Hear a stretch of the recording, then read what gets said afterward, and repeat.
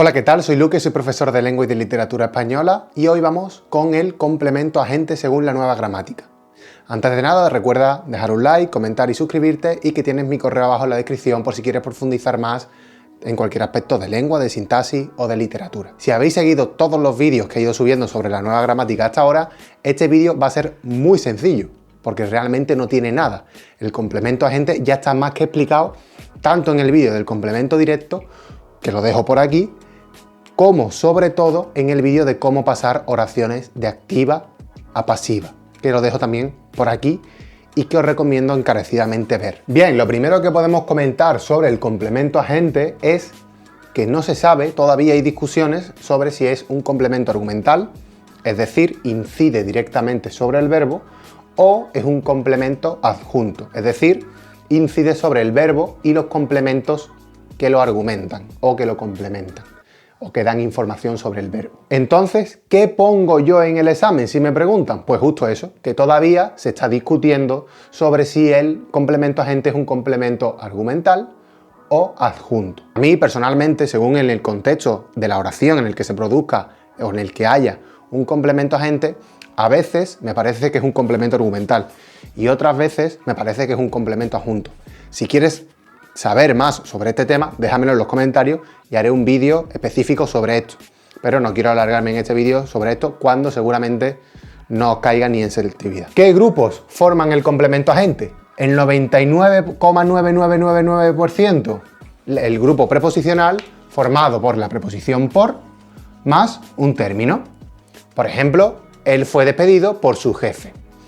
Pero Alarcos señala también que la preposición de puede iniciar un complemento agente. Por ejemplo, la noticia era conocida de todos.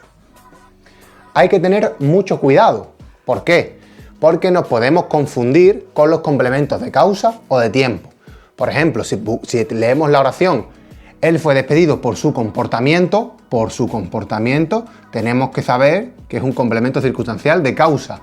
O si leemos, él fue despedido por la noche, tenemos que saber que es un complemento circunstancial de tiempo. Sin embargo, si leemos él fue despedido por su jefe, sin lugar a dudas, es un complemento agente. ¿Por qué? Porque si pasamos esta oración a activa, es decir, hacemos el cambio inverso a pasar a pasiva, es decir, por su jefe lo pasamos a sujeto, él lo pasamos a complemento directo y el verbo lo dejamos en su sitio, lo que nos quedaría sería la siguiente oración. Su jefe despidió a él, que nos suena raro.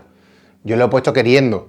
Realmente lo que nos suena bien es su jefe lo despidió, pero he puesto a él para que veáis que esto es un complemento directo. Y para recordar que cuando teníamos un pronombre lo, o me, o nos, lo que hacíamos era, al pasarlo a pasiva, lo cambiábamos por las formas de pronombres personales que funcionaban como sujeto.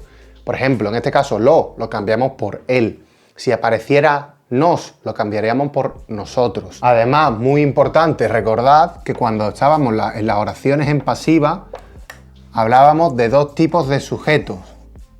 Hablábamos de un sujeto lógico, que era el complemento agente, que era aquel que realizaba la acción, y hablábamos de un sujeto gramatical, que realmente es el que llamábamos sujeto paciente, que es el que coincidía en persona y número con el verbo. En todos los vídeos de los que he hablado de las oraciones pasivas he mencionado a Alarcos. ¿Por qué? Porque para Alarcos él puede medio aceptar que existe una voz pasiva o un sentido pasivo de la oración, pero sin embargo no puede aceptar una construcción sintáctica pasiva. ¿Por qué? Él, en lugar de llamar al complemento agente, prefiere denominarlo adyacente preposicional del participio. Por ejemplo, ¿y cómo hace esto? Lo que hace es comparar las oraciones copulativas con las estructuras de las supuestas oraciones pasivas. Esto es un añadido que, por supuesto, no os va a caer en selectividad, es únicamente para que lo sepáis y porque a mí me apasiona esta parte. No, esto no va a entrar en examen 100% seguro. Como iba diciendo, compara las estructuras de las oraciones copulativas con las supuestas oraciones pasivas. Si os fijáis, si yo pongo la casa fue destruida, destruida, sin lugar a dudas, es un atributo. Pero si yo añado por el terremoto, ahora ya esta oración pasa a ser una oración pasiva. Y eso es lo que Alarcos dice. Pero ¿eso cómo puede ser? Por eso no le llama complemento agente, sino que le llama adyacente preposicional del participio. Y es por esta razón que las oraciones pasivas le medio chirrían a Alarcos y no puede medio reconocerla.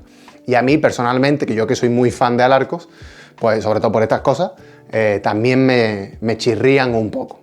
Así que nada, hasta aquí este vídeo, como ya he dicho, ha sido muy cortito. Recordad, repasar cómo se pasan oraciones de activa a pasiva, porque es muy importante para encontrar el complemento directo y el complemento indirecto, y para los ejercicios que os puedan poner de pasar de oraciones de activa a pasiva y de pasiva a activa.